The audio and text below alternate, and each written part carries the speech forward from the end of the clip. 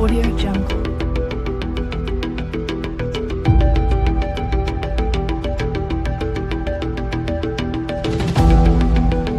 Audio Jungle.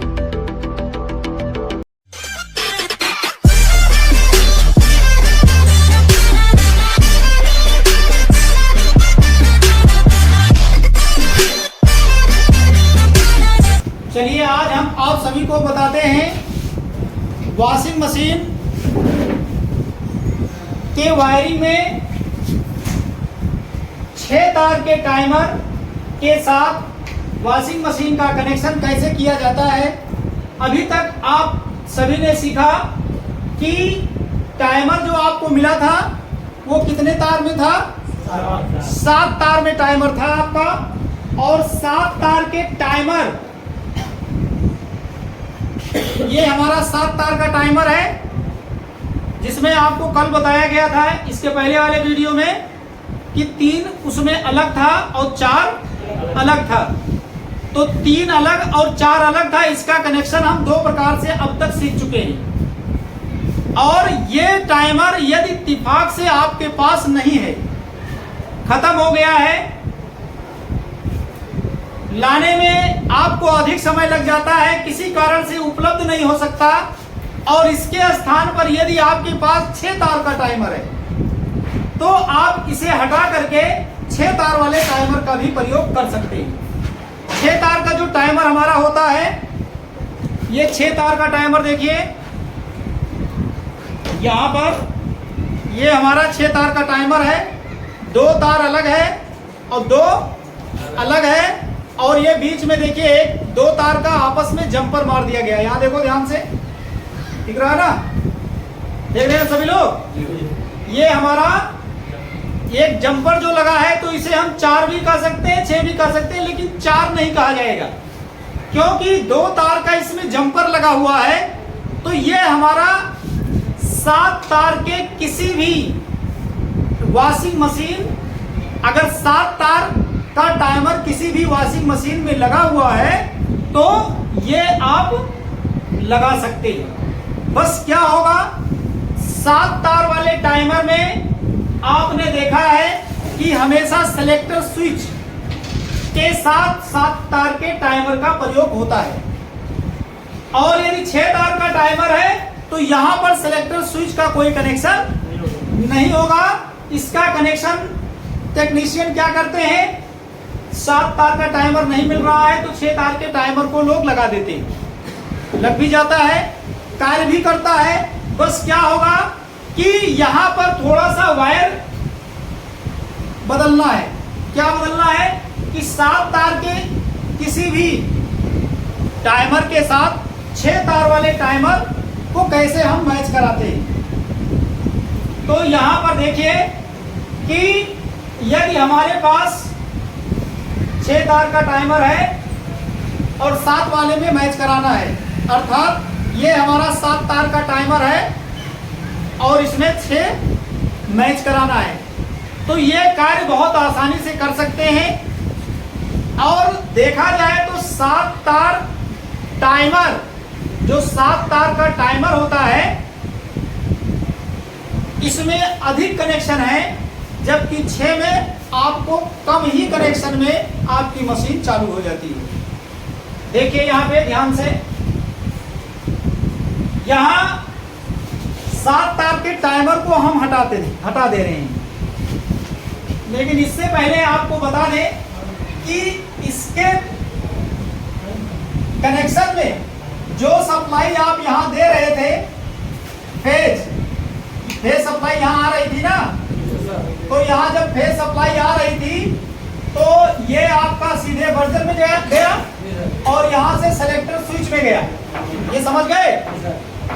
इसको इसलिए बता दे रहे हैं आपको कि अगर 6 तार का आपके पास टाइमर है, मशीन में 6 तार का टाइमर लगा था, तो वहां 7 भी लगा सकते हैं। इसलिए हमने सोचा कि ये दोनों टाइमर एक साथ बना करके आपको समझा दूं कि मशीन, देखिए आपको ये कोई जरूरी नहीं है कि जो मेरे पास टाइमर है वो मशीन मिल जाए, या आपके पास इनमें से कोई भी टाइमर है तो मशीन को आप चला सकते हैं। तो इसके जगह पर ये टाइमर मिल जाए या इसके जगह पे ये टाइमर मिल जाए, कनेक्शन हम इस टाइमर का कंप्लीट करेंगे, लेकिन दोनों में आपके पास कोई भी टाइमर है तो आप एक दूसरे के स्थान पे लगा सकते हैं। तो हुआ क्या कि यहाँ पर आपने जोड़ दिया बर्जर का तार, यहाँ से क्या जुड़ गया आपका, ये बर्जर का तार जुड़ गया और इस पे आ गई फेज सप्लाई। ये आपका चला गया कहाँ पे, ये आपका चला गया सेलेक्टर, यहाँ सेलेक्टर स्विच लगी थी, ये आपका क्या लगा था यहाँ पे, ये सेलेक्टर स्विच लग गई। सेलेक्टर स्विच में आपने देखा कि कुल मिलाकर के 3 पिन है, ऐसे एक पिन जो सबसे दूर है इस पर आपने जोड़ दिया अपने टाइमर का एक तार, यहां से आपका 2 तार निकला, दोनों का कनेक्शन आपने इससे और इससे कर दिया। ये दोनों तार आपका निकल करके मोटर में वाश मोटर से जोड़ दिए आप। तो 7 तार का टाइमर इसके पहले भी हमने विस्तार से इसके पहले की वीडियो में हम बना के समझा चुके हैं, तो ये हमें नहीं समझना है। लेकिन इसके जगह पर ये कैसे मैच करेगा, इसके स्थान पर ये कैसे मैच करेगा, अगर ये बात आपको समझ में आ जाए तो आपको ये पूरी वीडियो भी देखने की जरूरत नहीं होगी। आप इसके पहले वाले वीडियो से ही इस टाइमर को मैच करा सकते हैं।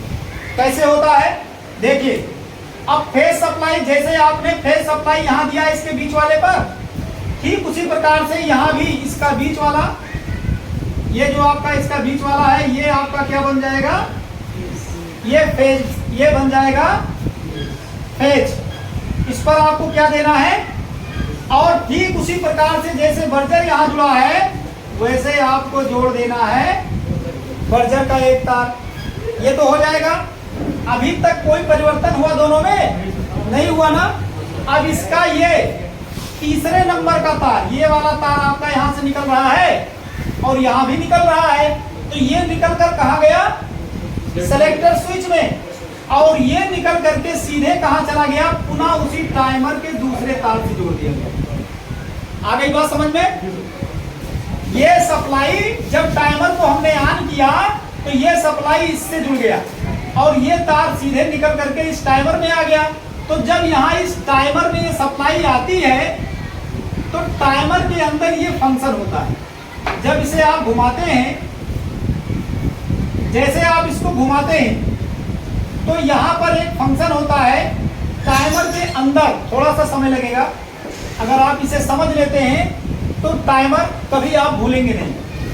ये टाइमर के अंदर ऐसे और ये ऐसे, कैसे ये आपस में जुड़ता है और कट जाता है।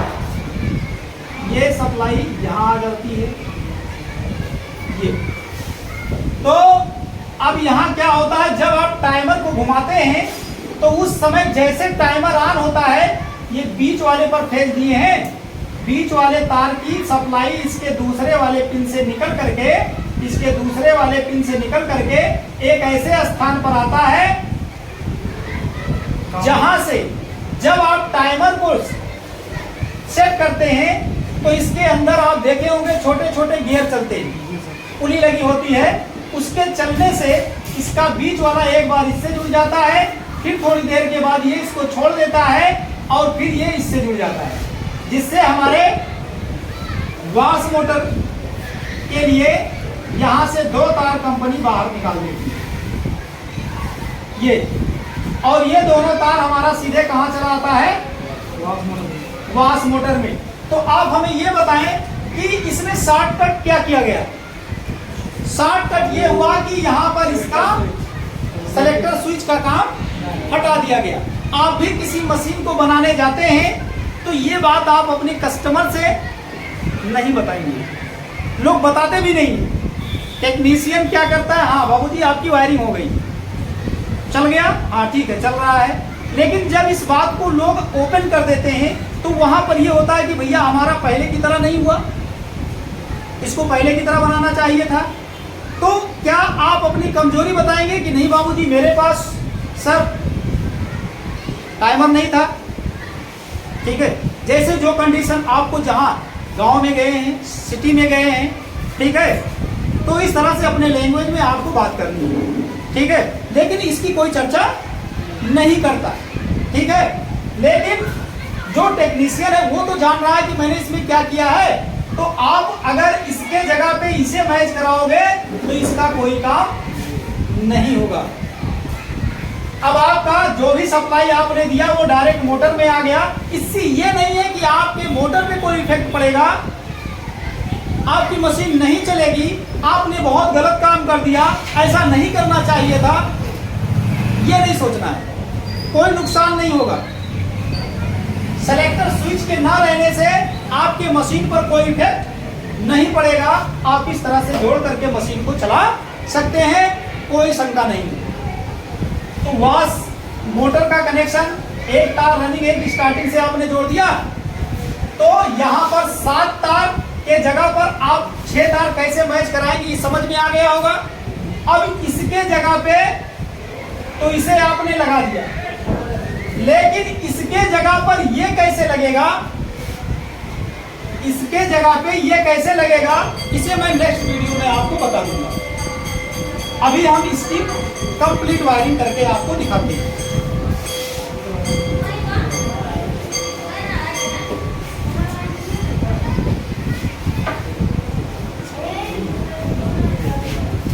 देखिए,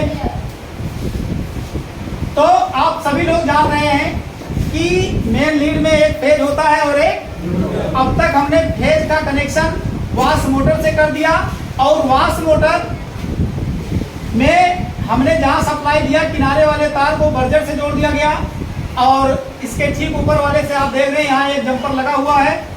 जंपर लगाने यहाँ पर लगा हुआ है, देखिए ध्यान से, ये जो जंपर आप देख रहे हैं यहाँ पे, ये जंपर आपका यहाँ पर ऑलरेडी कंपनी ने लगा ही दिया है। इसके अलावा इसमें 2 तार बच रहा है। अब आप इसमें 2 तार जो बच रहा है ये सीधे कहाँ चलाएगा, इसके वाश मोटर में आ गया। और आप ये भी जान रहे हैं कि वाश मोटर में जहां हमने टाइमर का तार जोड़ दिया है वही कैपेसिटर का भी तार जोड़ते हैं। इसमें ज्यादा सोचना नहीं है, सीधे लाके कैपेसिटर का दोनों तार जोड़ दीजिए।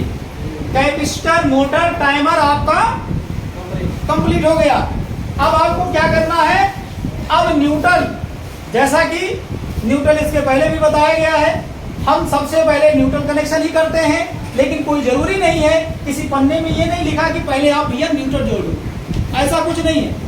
आपके जहां से समझ में आए वहां से वायरिंग करिए, वायरिंग सही होना चाहिए। अब हम न्यूट्रल को जोड़ेंगे, देखिए न्यूट्रल जुड़ेगा, ये आपका न्यूट्रल हो गया, और ये आपका बॉडी अर्थ हो गया। बॉडी अर्थ को कहां से जोड़ते हैं, मोटर की बॉडी से, ठीक है। और यही एक तार आपका चला आता है इसके बॉडी से, ये भी आपका बॉडी अर्थ हो गया। ये हमारा कौन सा मोटर है, ये मेरा वाश मोटर है, और ये मेरा क्या है, ये मेरा स्पिन मोटर है, ये मेरा सेफ्टी स्विच है, ये मेरा स्पिन टाइमर है, और ये आपका वाश, ये आपका वाश टाइमर। 6 तार का ये टाइमर है। ड्रेन स्विच की यहाँ कोई आवश्यकता नहीं है, क्योंकि यहाँ पर ड्रेन स्विच जब सेलेक्टर स्विच के साथ रहेगा, सेलेक्टर स्विच के साथ जब रहेगा तब ड्रेन स्विच काम करेगा। ये जब ये रहेगा इसके साथ इस तरह का, इसमें देखिए सेलेक्टर स्विच बना है ना, ये सेलेक्टर स्विच है, तो इस तरह के मॉडल में आपको ड्रेन स्विच मिलेगा। बाकी किसी भी मशीन में ड्रेन स्विच आपको नहीं मिलेगा। देखिए, अब हम इसका न्यूट्रल जोड़ेंगे। देखिए, एक रनिंग एक स्टार्टिंग आपस में इसका जोड़ देते हैं, एक रनिंग एक स्टार्टिंग इसका जोड़ देते हैं। लेकिन यहाँ तो मैं जोड़ रहा हूँ, आप जब मशीन को कहीं बनाने जाते हैं या नया मोटर खरीद के लाते हैं तो ये आपको मशीन में कंपनी 3 तार ऑलरेडी बना करके देती है। तो कॉमन उसमें पहले से निकला रहेगा, आपको जोड़ना नहीं है। नहीं ये सोचे कि ये कौन सा मोटर बताया जा रहा है, इसमें तो कॉमन जोड़ना पड़ेगा, ऐसा नहीं है। कंपनी यहाँ आपको कॉमन बना कर देती है। तो ये आपका कॉमन हो गया, कॉमन का एक तार ये हो गया, कॉमन यहाँ से लेना है, लेना है। कॉमन के लिए यहाँ से तार ले रहे हैं और दोनों मोटर के कॉमन से जोड़ देते हैं और यहीं से आपका कहाँ जाएगा, ये बजट से जुड़ गया। अब न्यूट्रल आपको कहीं नहीं देना है, समझ गए। अब आपको क्या करना है, स्पिन मोटर का कनेक्शन करना है, स्पिन मोटर से सेफ्टी स्विच और टाइमर को जोड़ना है, ठीक। अब यहाँ पर क्या होगा, फेज सप्लाई, ये जो आपका फेज सप्लाई है, फेज सप्लाई को यहाँ से चाहे तो मेन लीड से ही दो तार बना के निकाल दीजिए, एक वाश के लिए और एक स्पिन के लिए। तो वाश तो आपका ऑलरेडी जुड़ चुका है, अब हम यहाँ से स्पिन का एक तार, स्पिन के लिए फेस ही तो आ रहा है, तो इसके किसी भी स्थान से हम काट के जोड़ सकते हैं या मेन लीड से ही एक्स्ट्रा तार अलग से निकाल के जोड़ते हैं।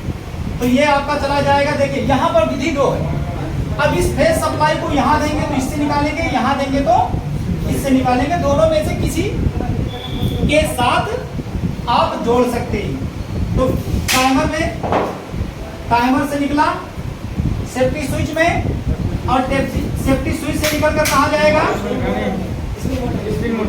सेफ्टी स्विच से निकल करके आपके कहाँ जाएगा, स्पिन मोटर के रनिंग पर जाएगा, समझ गए। यहां से हो गया। और यही सप्लाई आपका जो मोटर के रनिंग पे जा रहा है, ये रनिंग है स्टार्टिंग कॉमन, ये सप्लाई आपका यहाँ से सीधे निकल कर कहाँ आ गया, कैपेसिटर में आ गया। और कैपेसिटर के दूसरे वाले पिन से निकल कर ये जो स्टार्टिंग कॉइल का एक तार बचा हुआ है, दूसरा तार जोड़ देते हैं। तो इस तरह से हमारे वॉशिंग मशीन का कनेक्शन कंप्लीट होता है। इस प्रकार से यदि आप कनेक्शन कर रहे हैं तो ऐसा नहीं हो सकता है, अगर आपने कनेक्शन सही ढंग से जोड़ दिया है तो मशीन आपकी चलेगी, क्योंकि न्यूट्रल और फेज का कनेक्शन सही होना चाहिए। मोटर में कहाँ देना है, वाश मोटर में कहाँ देना है, सेफ्टी स्विच, इस तरह से कैपेसिटर सबको एक साथ जोड़ना है, फिर उसके बाद चलाना है। ये आपका हो गया कंप्लीट कनेक्शन। अब इसके बाद हम आपको मोटर टाइमर की जानकारी देंगे नेक्स्ट वीडियो में। इसके स्थान पे मोटर टाइमर आ जाता है और एलजी का एक मॉडल है, उसमें मोटर टाइमर तो नहीं होता, केवल उस टाइमर से 4 तार निकले होते हैं, उसके बारे में भी हम बताएंगे। तो इस तरह से आ गया सबको समझ में, क्यों सभी लोग को आ गया है ना, तो आगे बढ़ा जाए। Thank you.